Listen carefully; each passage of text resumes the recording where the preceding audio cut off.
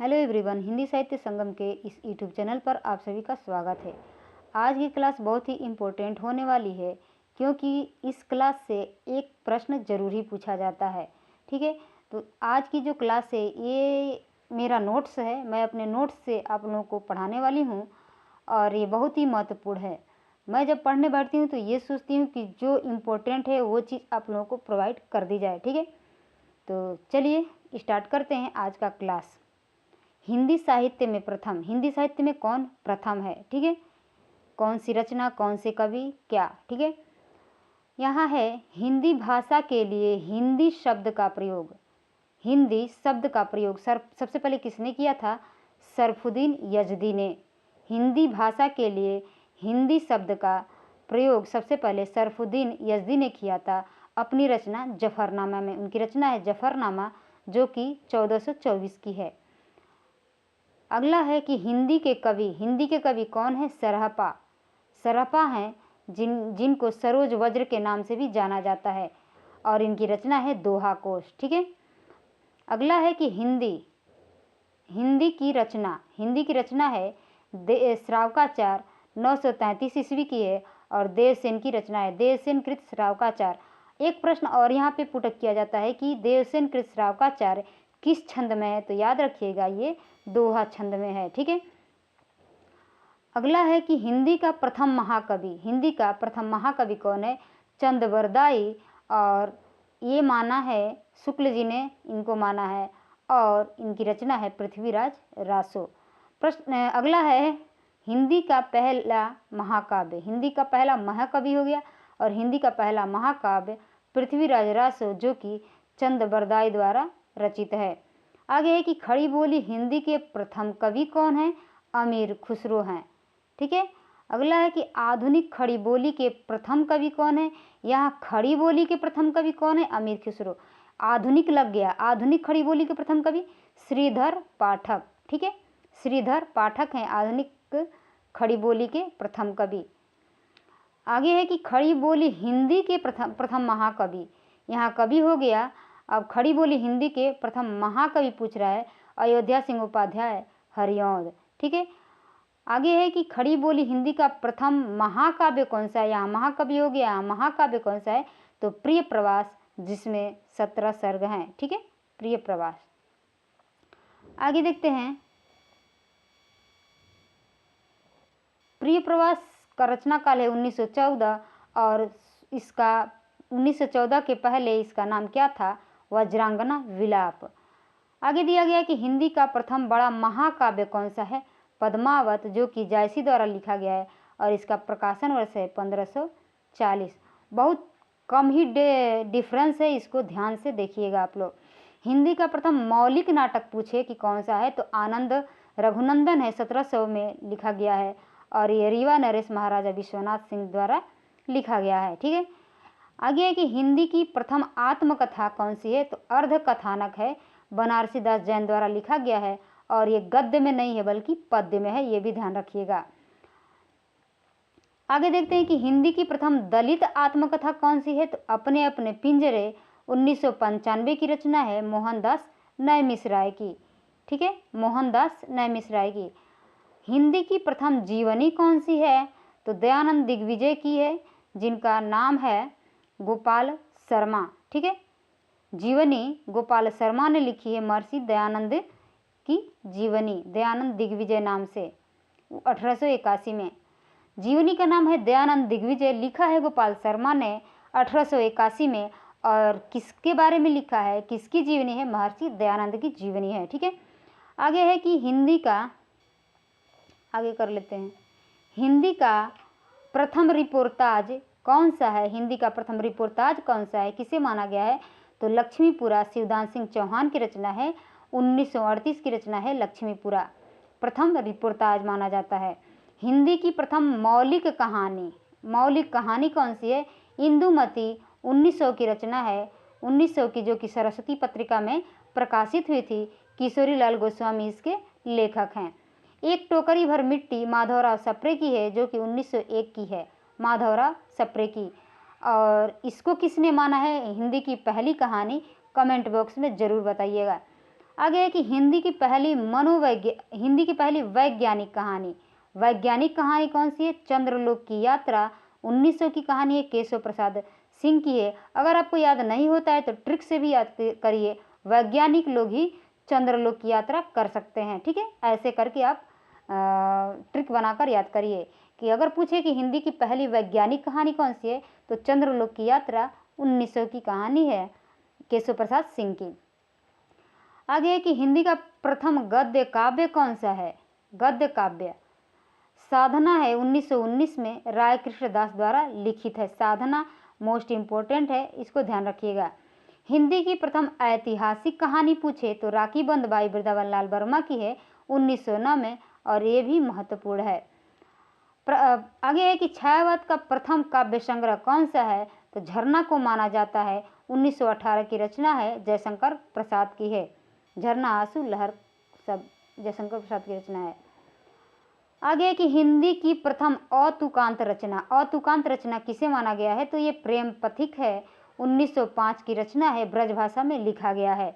ब्रजभाषा में लिखा गया 1905 में, और उसी प्रेम पथिक को 1913 में खड़ी बोली में कन्वर्ट कर दिया गया। यह है जयशंकर प्रसाद की रचना, अतुकांत रचना मानी जाती है।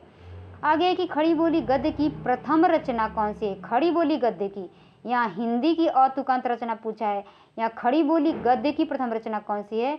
और ये प्रश्न पूछा जाता है हर बार कि चंद छंद वर्णन की महिमा किसके द्वारा लिखित है? तो कवि गंग के द्वारा लिखित है, और ये खड़ी बोली गद्य की प्रथम रचना मानी जाती है। आगे है कि परिमार्जित शुद्ध खड़ी बोली परिष्कृत, इसमें से कोई एक दे देता है कि परिमार्जित गद्य की प्रथम रचना या शुद्ध खड़ी बोली गद्य की प्रथम रचना या परिष्कृत गद्य की प्रथम रचना किसे माना गया है? तो भाषा योग वशिष्ठ है, जिसको लिखा है रामप्रसाद निरंजनी ने 1741 ईस्वी में।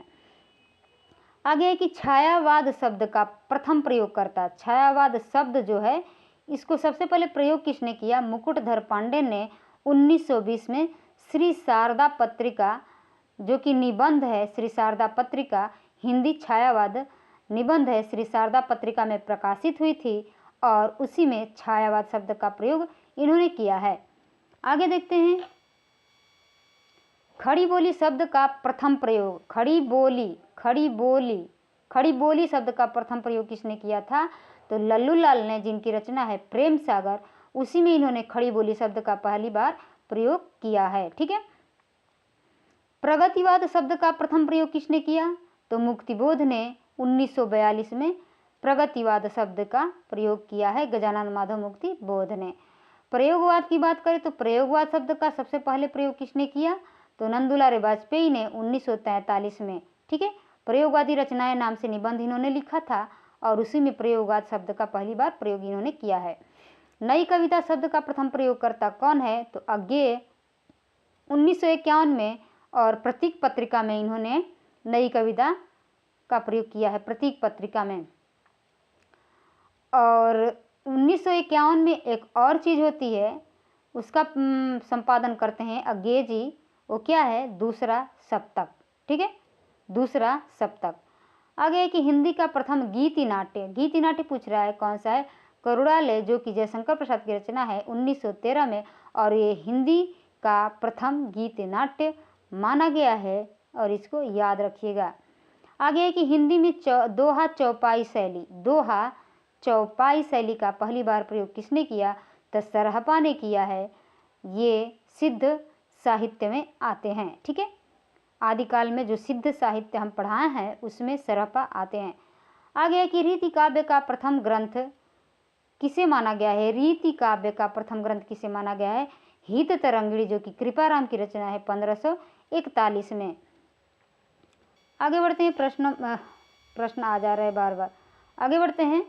प्रथम मुस्लिम कवि जो कि श्रृंगार परंपरा की प्रथम रचना मानी जाती है, वो किसे माना जाता है? प्रथम मुस्लिम कवि कौन है? अब्दुल रहमान, जिन्होंने लिखा है संदेश रासक। कहीं कहीं अब्दुल रहमान लिखा है, कहीं कहीं अब्दुल रहमान लिख दिया जाता है, तो उससे आप लोग कन्फ्यूज ना होइएगा, यही है अब्दुल रहमान या अब्दुल रहमान। ठीक है, या एक और नाम मिलता है अद्दहमाण, तीनों नाम इनका ही है। आगे है कि दक्षिण भारत में खड़ी बोली में रचना करने वाले प्रथम कवि कौन है? मुल्ला वजही, जिन्होंने सबरंग नामक रचना की है 1605 से, और 1605 से 1660 इनका समय है। ठीक है, मुल्ला वजही का। आगे है कि गीति काव्य शब्द का प्रथम प्रयोगकर्ता, अब लीजिए गीति काव्य आ गया। गीति काव्य शब्द का प्रथम प्रयोगकर्ता कौन है? लोचन प्रसाद पांडे, और ये कुसुम माला की भूमिका में इन्होंने गीति काव्य का प्रयोग किया है। ठीक है, आगे है कि हिंदी में सूफी काव्य परंपरा की प्रथम रचना कौन है? तो मुल्ला दाऊद की चंदायन है, जो कि 1379 में लिखी गई है, मुल्ला दाऊद की चंदायन। अब एक और प्रश्न आप लोगों को यहाँ पे मैं दे रही हूँ, कमेंट बॉक्स में बताइएगा कि मुल्ला दाऊद की जो चंदायन है, इसको सूफी काव्य की प्रथम रचना किसने माना है? आप लोग बताइएगा। ठीक है, हिंदी में छंद शास्त्र की प्रथम रचना कौन सी है? छंदमाला, जो कि केशवदास की है। केशवदास की रचना है।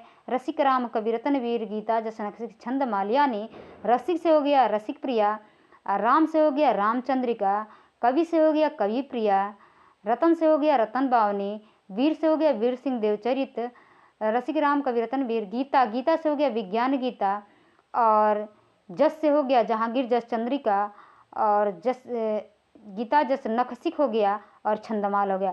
ये 9 रचनाएं बहुत ही इम्पोर्टेंट है, कई बार पूछी जाती हैं और क्रम से भी पूछी जाती हैं, तो इसको आप लोग क्रम से याद कर लीजिए। ठीक है, आगे बढ़ते हैं।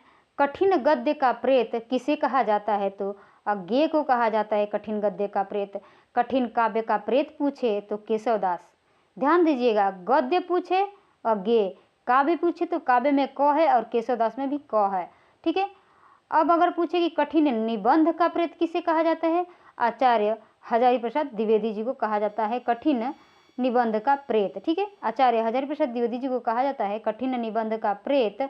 और इनकी एक निबंध है नाखून क्यों बढ़ते हैं, और ये एक और चीज़ इनसे जुड़ी हुई है, हजारी प्रसाद द्विवेदी ललित निबंधकार कहे जाते हैं। ठीक है, तो ये रही इम्पोर्टेंट कुछ महत्वपूर्ण क्या बोल सकते हैं इसको, रचना और रचनाकार।